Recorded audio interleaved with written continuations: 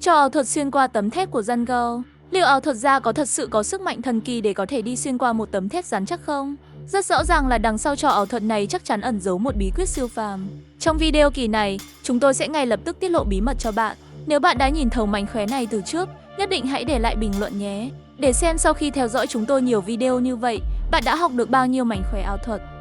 Nếu bạn thích cùng chúng tôi khám phá bí mật đằng sau các trò ảo thuật, thì nhất định hãy nhớ bấm like cho video này. Trong màn trình diễn này, ảo thuật gia trước tiên cho mọi người xem một tấm thép lớn. Ảo thuật gia Gian mời khán giả lên kiểm tra kỹ tấm thép này. Đây thực sự là một tấm thép đặc, không sai vào đâu được. Trên sân khấu, bên cạnh Gian còn có 2 trợ lý và một cái giá đỡ. Gian lắp tấm thép lên giá đỡ này. Sau đó, anh ấy lấy một tấm rèm vải và che nó lên phía trước tấm thép. Tiếp theo, ảo thuật gia Gian đi ra phía sau tấm thép và đứng yên. Các trợ lý của anh cũng dùng rèm che anh ấy lại từ các phía khác. Cảnh tượng diễn ra tiếp theo khiến tất cả mọi người đều kinh ngạc. Tay của Gian bất ngờ xuyên qua tấm thép ở phía trước. Sau đó, tấm rèm phía trước được gỡ ra, mọi người có thể thấy rõ tay của Gian thực sự đã xuyên qua tấm thép. Trợ lý cũng gỡ vật che ở phía sau ra, sau đó toàn bộ sân khấu quay một vòng để mọi người có thể thấy rõ.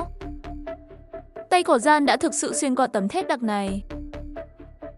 Nhưng chuyện chưa dừng lại ở đó. Các trợ lý một lần nữa đặt tấm rèm ra phía trước và cũng che Gian lại từ phía sau.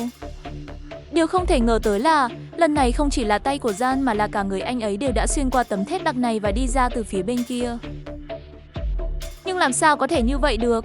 Nếu bạn đã hiểu ra mánh khóe trong đó, hãy cho chúng tôi biết trong phần bình luận bạn đoán đúng hay không. Đúng hay sai đều được. Trước khi tiết lộ bí mật của trò ảo thuật này, chúng ta hãy cùng xem một phiên bản thu nhỏ của nó. Điều này sẽ giúp chúng ta hiểu rõ hơn. Trong phiên bản thu nhỏ này, ảo thuật gia cũng sắp đặt một bộ dụng cụ tương tự. Tương tự, ảo thuật gia trước tiên lấy tấm thép ra cho mọi người xem, chứng minh rằng nó là một tấm thép đặc. Anh ấy thậm chí còn mời một khán giả tại hiện trường lên kiểm tra tấm thép này. Vị khán giả này cũng xác nhận tấm thép thực sự là đặc. Sau đó, ảo thuật gia đặt tấm thép trở lại vào dụng cụ và đóng 2 cánh cửa nhỏ phía trước lại. Sau đó, anh ta dùng rèm hai bên để che mình lại từ phía sau.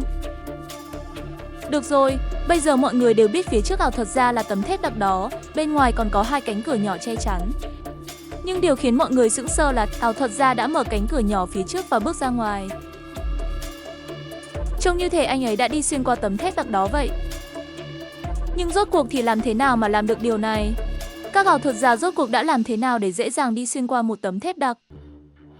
Bây giờ, chúng ta hãy cùng vén màn bí mật đằng sau trò ảo thuật siêu phàm này nhé. Trước khi chúng ta vén màn bí mật, sự ủng hộ của mọi người rất quan trọng đối với kênh của chúng tôi. Nếu bạn thích video của chúng tôi, hãy nhớ bấm like và đăng ký kênh để có thể xem thêm nhiều video giải mã ảo thuật nhé.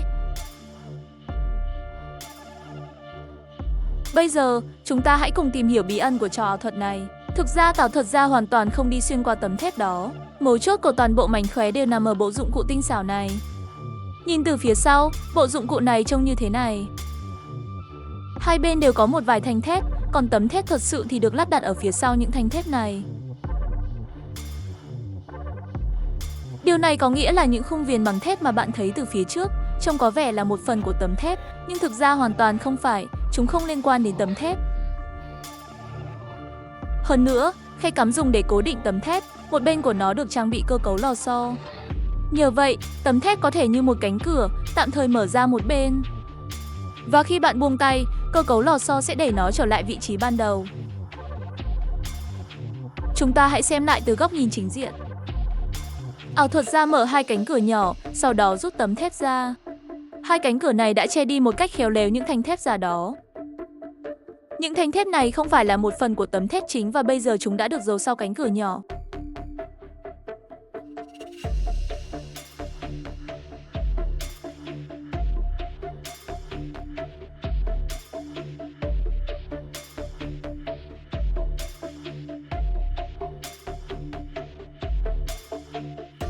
Tấm thép được lắp đặt phía sau các thanh thép. Tiếp theo, ảo thuật gia cẩn thận kéo rèm hai bên vào trong.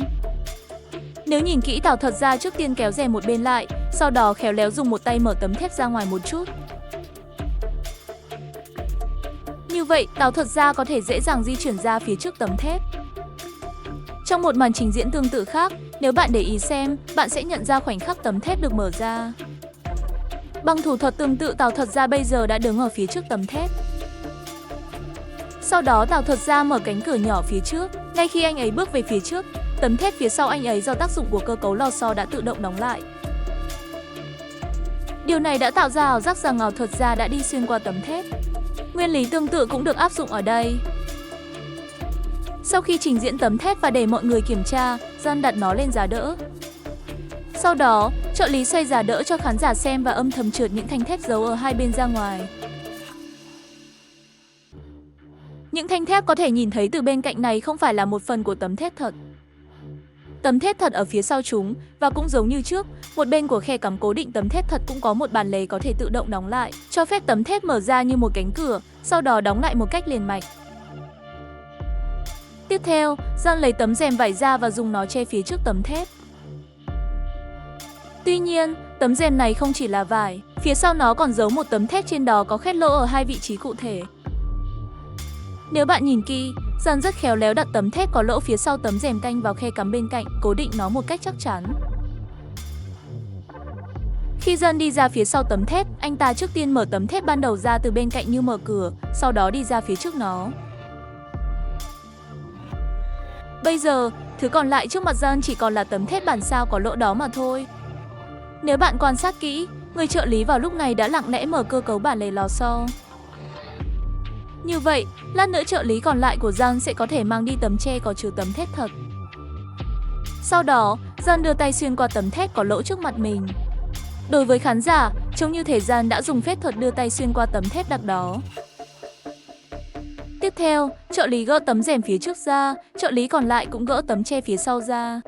Đến đây thì bạn đã hiểu, bên trong tấm che phía sau đó thực chất có chứa tấm thép thật. Nó đã được mang đi cùng với tấm che phía sau. Thứ còn lại chỉ là tấm thép bản sao có lỗ này, tay của John đang xuyên qua cái lỗ trên đó, có thể nhìn thấy rất rõ. Sau đó, tấm rèm lại được đặt về phía trước, tấm che phía sau cũng được trợ lý lắp lại. Nếu bạn đặc biệt chú ý, sẽ thấy người trợ lý ở đây đã kết nối lại cơ cấu bản lề lò xo của tấm thép thật phía sau. Nhờ vậy, tấm thép đang mở như một cánh cửa lại một lần nữa sẵn sàng đóng lại bất cứ lúc nào. Khi John di chuyển nhẹ về phía trước, cánh cửa thép phía sau tự động đóng lại. Bạn có thể nhận thấy, tấm thép đã trở về vị trí ban đầu của nó. Cuối cùng, John lấy đi tấm thép có lỗ phía trước cùng với tấm rèm. Nếu bạn để ý, lúc đầu khi trợ lý chỉ cầm tấm rèm, nó rất nhẹ và dễ cầm. Nhưng đến cuối cùng, khi tấm thép bản sao được gắn vào tấm rèm, cần một trợ lý nam dùng cả hai tay mới có thể nhấc nó lên. Và ngay trước đó, bạn còn có thể thấy rõ tấm thép thật và các thanh thép bên cạnh không thẳng hàng với nhau. Điều này chứng tỏ những thanh thép này là riêng biệt, không phải là một phần của tấm thép thật. Toàn bộ bộ dụng cụ này đã tạo ra ảo giác rằng John đã dùng phép thuật đi xuyên qua tấm thép đặc. Bây giờ bạn đã biết bí mật, thì đã rất rõ ràng cho ảo thuật kỳ diệu này hoạt động như thế nào. Chúng tôi đã rất nỗ lực để mang đến cho mọi người những video giải mã ảo thuật đặc sắc. Vì vậy, đừng quên bấm like cho video này nhé! Nếu đây là lần đầu bạn đến với kênh của chúng tôi, nhất định hãy đăng ký để không bỏ lỡ bất kỳ cập nhật video mới nào của chúng tôi trong tương lai.